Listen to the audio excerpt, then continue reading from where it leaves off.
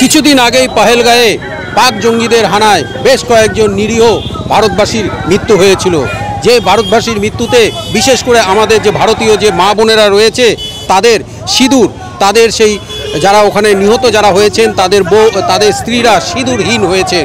সেই সিঁদুরের বদলা নিতেই গতকাল রাতে পাকিস্তানের মধ্যে ঢুকে বিশেষ করে পাকিস্তানের একদিকে যেরকম পিওকে আমাদের যেটা পাক অধিকৃত যে কাশ্মীর সেইখানে এবং সেই সঙ্গে পাকিস্তানের ভেতরে ঢুকে ভারতীয় সেনা পরপর কয়েকটি জঙ্গি ঘাঁটিতে হামলা চালিয়ে বেশ কয়েকজনকে নিকেশ করেছে। এই যে বদলা, এই বদলার উচ্ছ্বাস দক্ষিণ দিনাজপুরের বালুরঘাটে আজকে বিজেপির কর্মী সমর্থকরা এই থানা মোড়ে দাঁড়িয়ে তারা রীতিমতো উচ্ছ্বাসে মেতে উঠেছেন। আজকে এই উচ্ছ্বাস কিসের জন্য?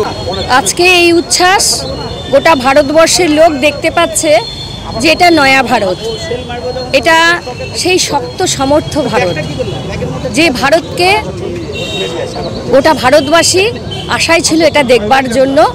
কারণ 56 ইঞ্চি যে নরেন্দ্র মোদীজি, তাকে গোটা ভারতবাসী চেনে।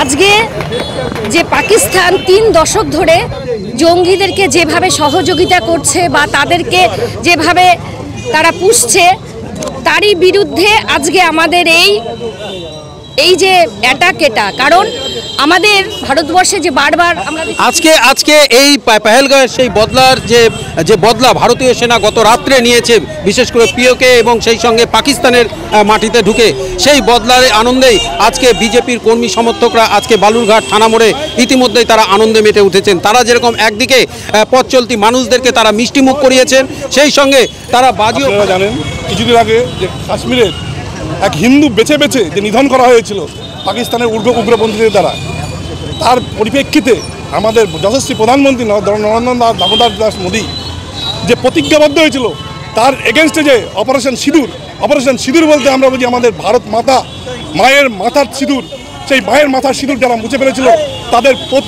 তাদের প্রতি যে অবদান সেই নরেন্দ্র দামোদর দাস মোদী রেখেছে।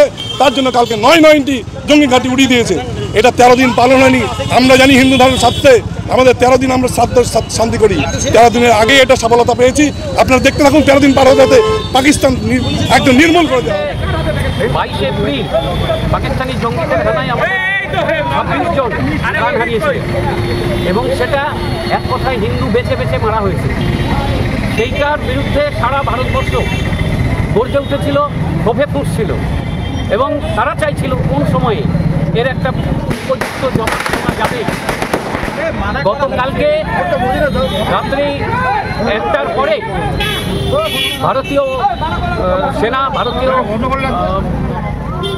সরকারের নির্দেশে এবং ভারতীয় সেনাদের উদ্যমে পাকিস্তানের 9টি জঙ্গি ঘাঁটি একসঙ্গে মিসাইল থেকে ধ্বংস করে দেওয়া হয়েছে এবং অসমর্থিত বলি আর যাই বলি প্রায় 1200-র উপরে জঙ্গি সেই ঘটনাতে